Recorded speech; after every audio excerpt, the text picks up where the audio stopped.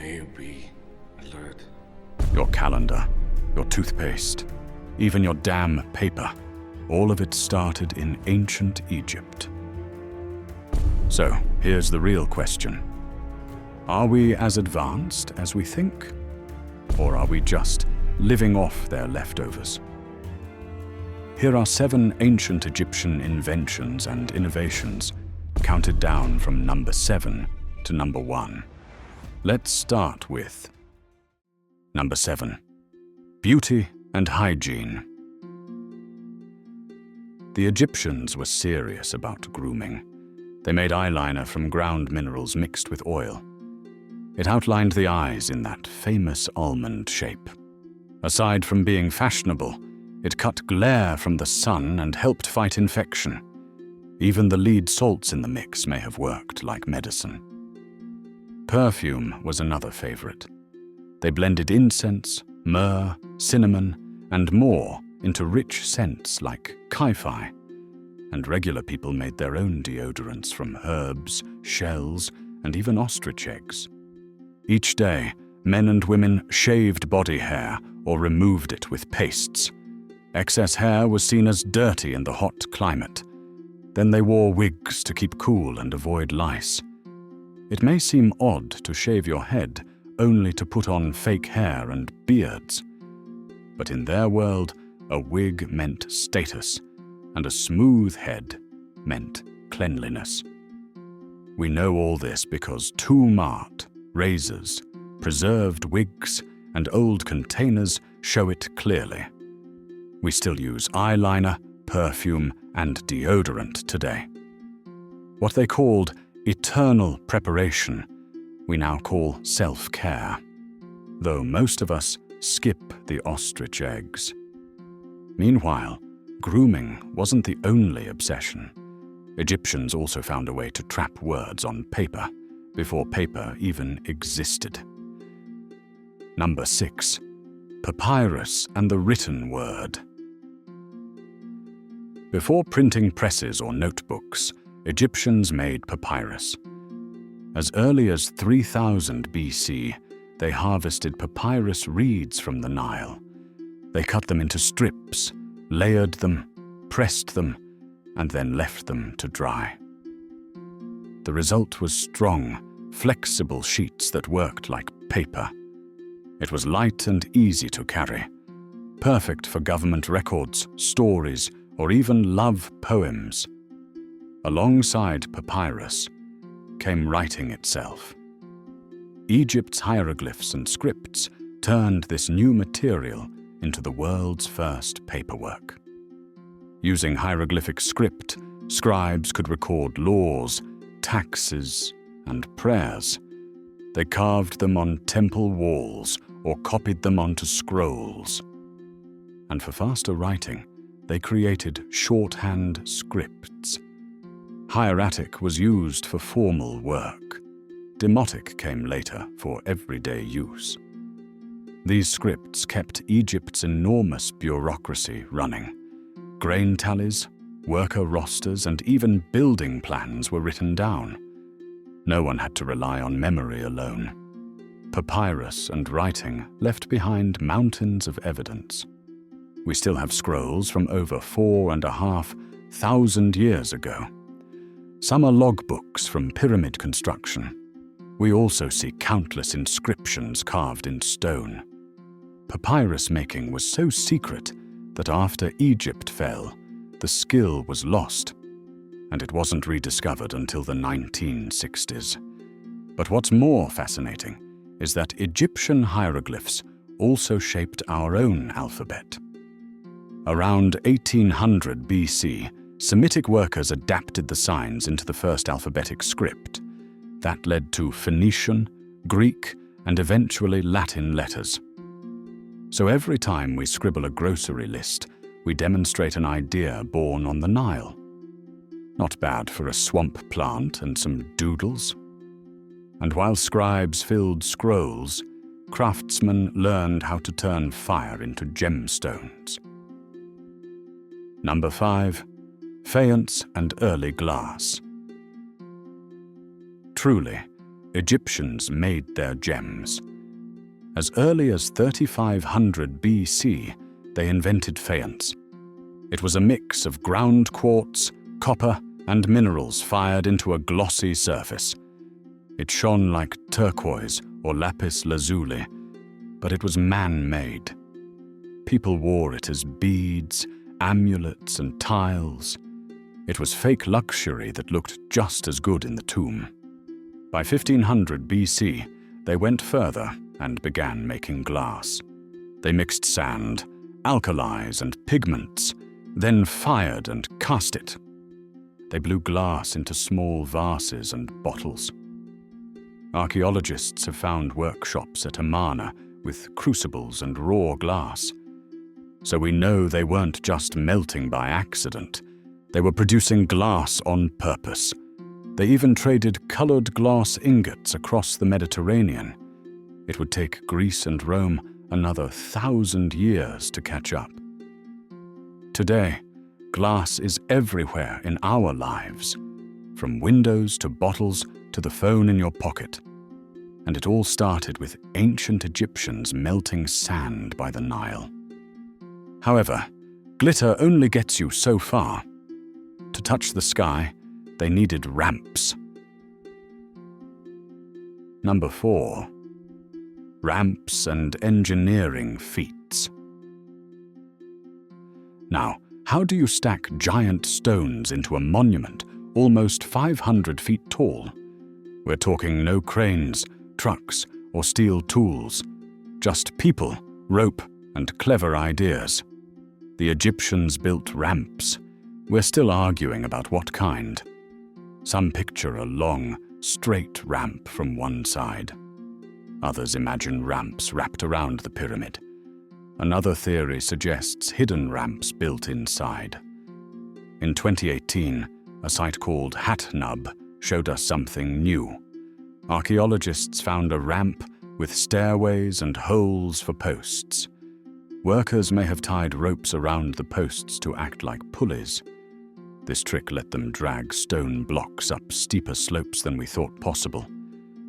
And yes, it was human sweat, not aliens. They also used levers, rollers, and huge teams working in sync. Tomb art shows crowds carrying colossal statues with ropes, food, and measure. Interestingly, we know a lot about this from a worker's diary, which was written on papyrus, that describes moving stone for Khufu's Great Pyramid. However, there's no How to Build a Pyramid handbook. So archaeologists put the puzzle together piece by piece. What's certain is that the Great Pyramid was finished around 2560 BC, and it stayed the tallest building on Earth for nearly 4,000 years. That's longer than any skyscraper has ever held the record.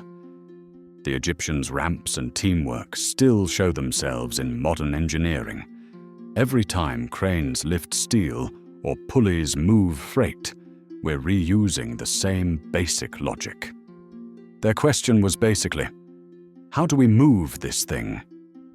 And their answers still make us stop and ask, how did they pull it off? Similarly, the same minds that solved stone puzzles also stitched wounds. Number 3. Trauma medicine. The Edwin Smith Papyrus, written around 1600 BC, reads like a trauma surgeon's manual. It records 48 cases of injuries, likely copied from even older knowledge. Each case follows the same pattern. Examine the patient, diagnose the problem, and then decide if it can be treated. One case describes a man with a broken jaw. The papyrus says to bind the jaw with linen soaked in honey and beer. That's a splint with antiseptic dressing, about as good as it gets without anesthesia. Some cases end with a harsh verdict, such as an ailment not to be treated. That was early triage and brutally honest. They knew to test sensation in the limbs after a neck injury. If there was no feeling below the injury, the prognosis was ugly. Other instructions cover stitching wounds, making plasters, and resetting dislocated shoulders. And yes, the method is basically the same as doctors use today. All of this was done with bronze scalpels, obsidian blades, and a few simple tools. Unlike many other Egyptian texts, this one barely mentions magic. It's focused on observation and practical treatment. That makes it feel startlingly modern. Tomb art and excavated tools prove to us that they drilled skulls to relieve pressure and drained abscesses. It's the oldest known surgical guide in the world. They also recognized the link between the pulse and the heart. They even had a word for the brain, though oddly, they didn't keep it in mummification.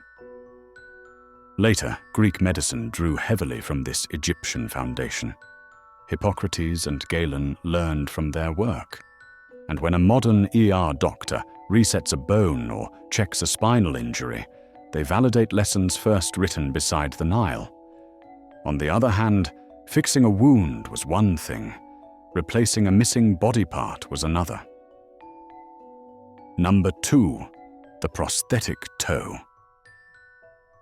It may sound small, but for someone missing a big toe in ancient Egypt, it was a big deal. Archaeologists found a wooden prosthetic toe on a 3,000-year-old mummy believed to be Tabaketenmut. The toe was made of wood and leather and strapped tightly to her foot. Wear marks showed it was actually used for walking.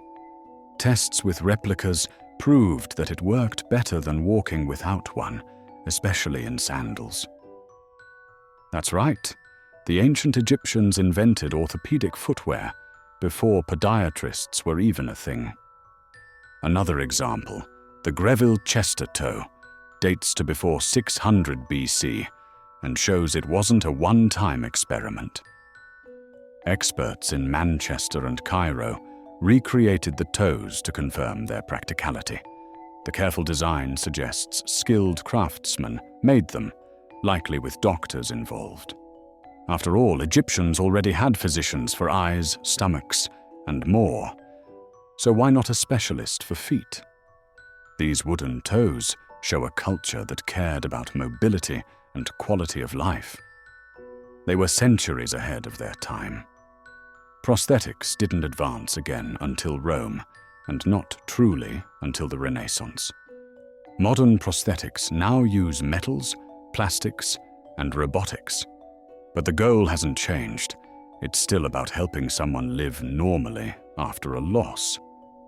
But when the human body finally gave out, the ancient Egyptians had a plan to keep it standing for all eternity. Number 1. Mummification Chemistry. Nothing says Egypt quite like a mummy. Other cultures buried or burned their dead. Egyptians, however, went further. By around 2500 BC, they had perfected a way to preserve a body for thousands of years. The process took about 70 days. First, the organs were removed. The brain was pulled out through the nose with hooked tools. The liver, lungs, stomach, and intestines were taken out through the side. Each organ was saved in its own jar, mixed with resins and spices. The body itself was packed with natron, which was a natural salt that dried it out. 40 days later, what was left was cleaned and rubbed with oils, resins, and spices. They used cedar, pine, myrrh, cassia, and even tar. These helped seal the body and fight bacteria. Then came the wrapping. Layer upon layer of linen was added, with more resin brushed on between. Finally, the mummy was sealed inside a coffin. The result was astonishing. If kept away from damp air, the body could last for millennia. We know this because we can still look at the face of Ramses II, who's been dead for over 3,000 years. The technique was also recorded in tomb art, in Herodotus's writings, and in the mummies themselves. Archaeologists even uncovered a workshop with jars labeled for each ingredient. Tests show some resins came from as far as Southeast Asia.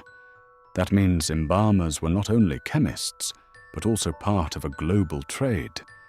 But truly, their method was centuries ahead of anyone else.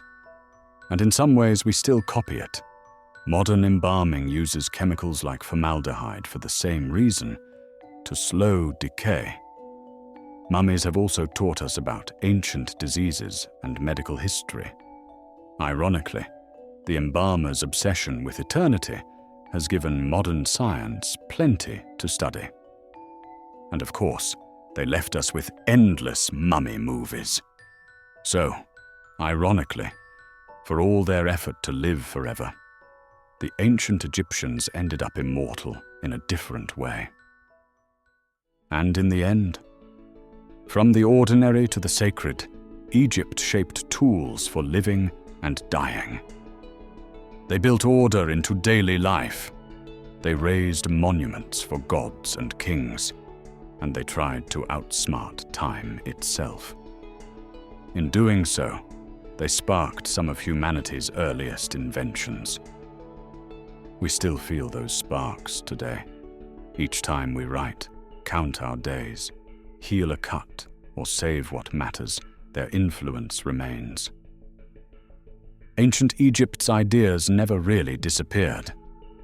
Much like the mummies, they remain as quiet proof of human imagination at work.